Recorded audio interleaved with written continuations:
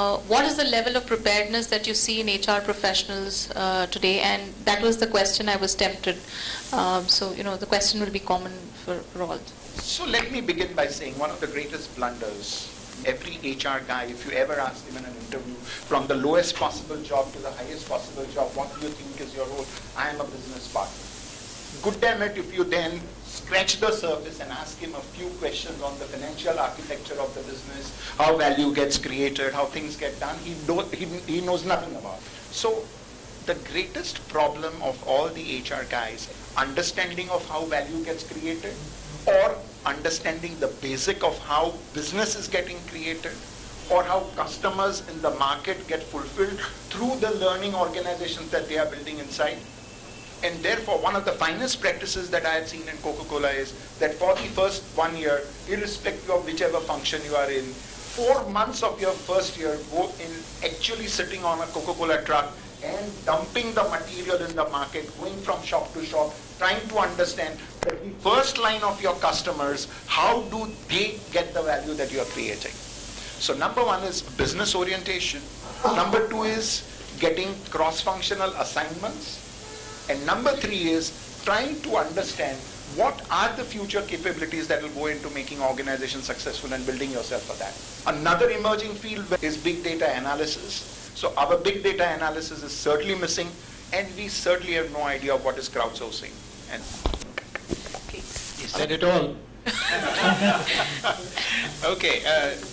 What's the level of preparedness? This being and what's missing? Oh, lots missing. First of all, it's very, very difficult to get HR professionals to absorb the business. Most of them, and there are honorable exceptions, but most of them like to sit in their own little silos of HR. And really it ends up, like he said, of personnel management.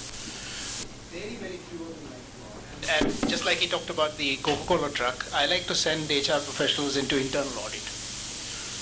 Let them go and do audits of businesses because they understand what the business is all about and they go and meet people. HR, again, very few HR professionals really make it a point of getting away from their little cubicles and going and meeting people. And particularly people who are, far out somewhere, sales guys sitting in Guwahati or whatever.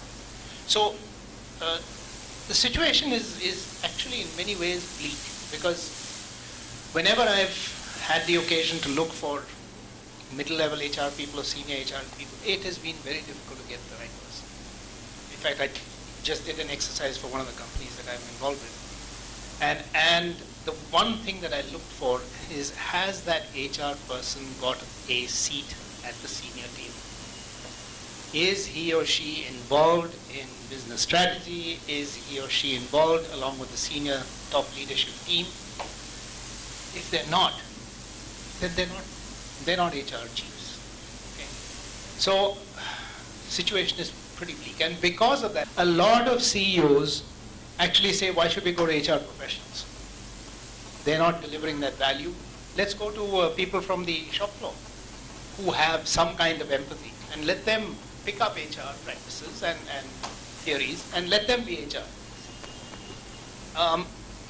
My worry is that the HR professionals are ceding their space. I want to add one Sure, thing. absolutely. Sorry, Prabir, I'm eating into your time. I think I learned HR more when I left HR and joined marketing for 4 years with Marks and Spencer. Prabir, you're on the spot, and I think Mr. Menon, there was a word of caution saying the situation. That's a better one. So since both my distinguished co-panelists have taken a certain line, just for the spirit of debate, maybe I agree with them, right? I agree, but I will make a very passionate counter to this. I think one of the easiest things to do is to mash up the poor HR guy. Because from the doorman to the chairman, everyone knows HR.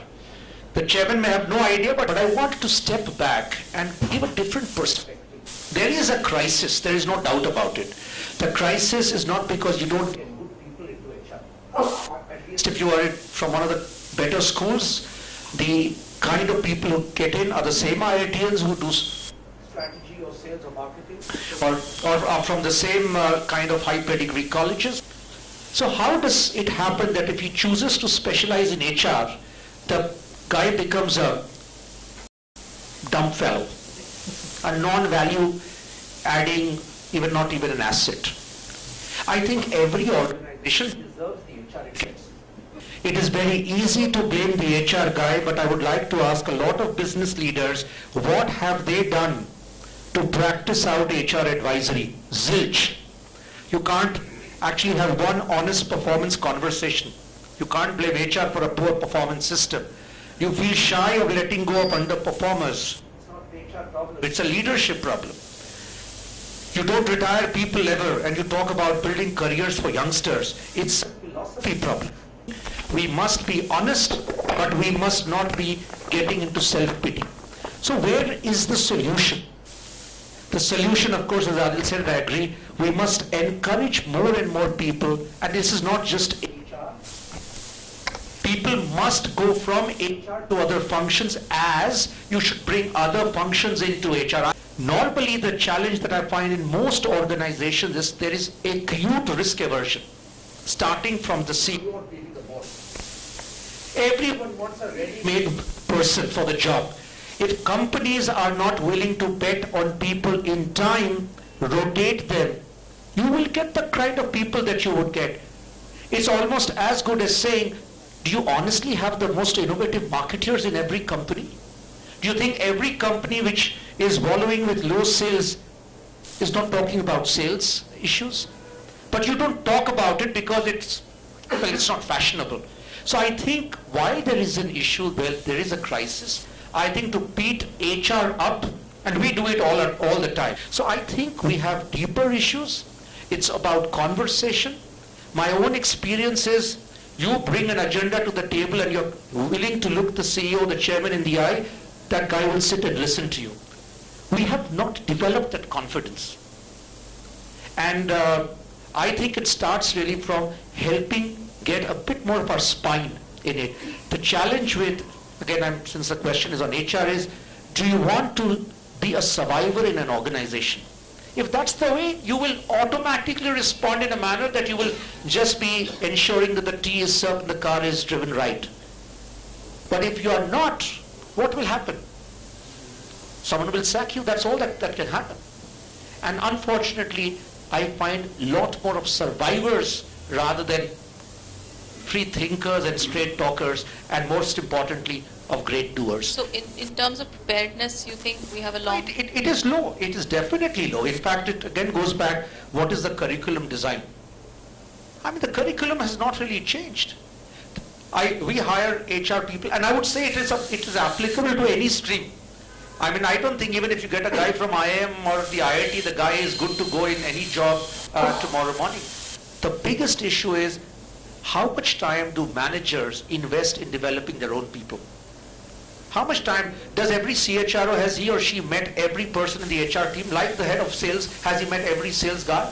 These are standard issues and questions. So it is all about, are we chasing the here and now and then expecting a there and then? And my entire thesis is, if you invest right, you will get that outcome, because there is a hiatus between when you will get products. So I think if companies start acknowledging that HR is a more wholesome business problem, and that's, I think, a thesis that all of us share, and they realize that you can't get people abracadabra tomorrow morning of the quality. It's a journey which starts from the board, from the CEO, the CHRO, and then you've got to kind of start setting that expectation. This is actually, to me, the bigger issue. I think that was very well put, and even the corollary was answered.